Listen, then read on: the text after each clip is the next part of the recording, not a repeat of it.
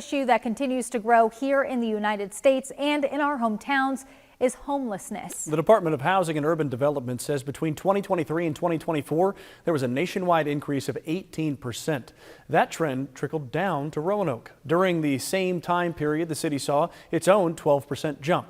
Around 340 people did not have a place to lay their head last year in the latest data that we have from the city. And this is the motivation for Roanoke announcing a new Hope and Home task force. The city says the group's goal is to come up with both long and short-term strategies to get people off the streets while treating people with dignity. The task force hopes to have a more detailed plan within the next year.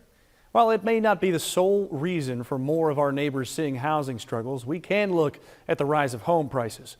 Recent data from the Roanoke Valley Association of Realtors shows the average cost of a house was nearly $385,000 during September. That's a 7% increase from last September. Over the summer, average home prices peaked at more than $400,000. One Roanoke nonprofit is working to supply housing to people in need. For more than 10 years, Restoration Housing has worked to revamp historic homes, giving people in difficult positions a place to live. To date, Restoration Housing says it has worked on 9 homes and now it's working on its 10th. WDBJ7's Kyra Willis tells us how the group has already changed people's lives.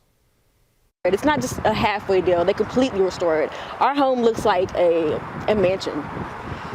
And they don't only restore the housing, the people that they place in there, it restores. Paulikia and Mark Cooper are a married couple living in the Belmont neighborhood, where the 10th Restoration Housing project is taking place.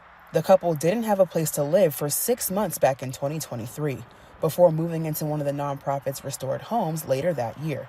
Thanks for this piece of heaven. It's a piece of heaven, you know, being able to have the opportunity to get your mental health in order.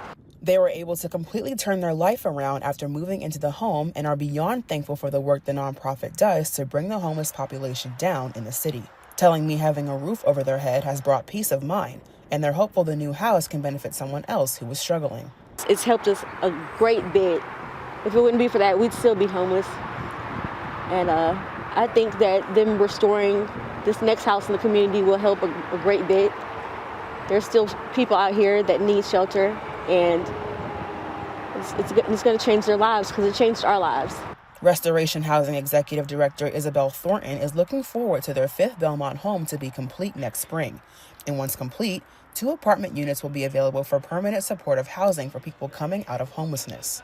She says by collaborating with Commonwealth Catholic Charities, future tenants will have access to wraparound support services that help them build a stronger foundation for the future. We don't like to see these older homes fall apart. We don't like to see neighborhoods that are lacking investment, and we just want to reinvest in them.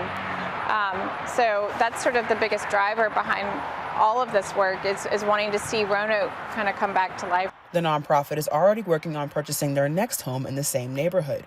Construction for that home is expected to begin towards the end of 2026. In Roanoke, I'm Kyra Willis, WDBJ7. And as we look at the homelessness problem, if you or someone you know is experiencing that issue, there are resources in the Roanoke area that can help. Here's just a handful. It includes the Roanoke Area Ministries, also known as Ram House. There's also the Least of These Ministry and the Roanoke Rescue Mission.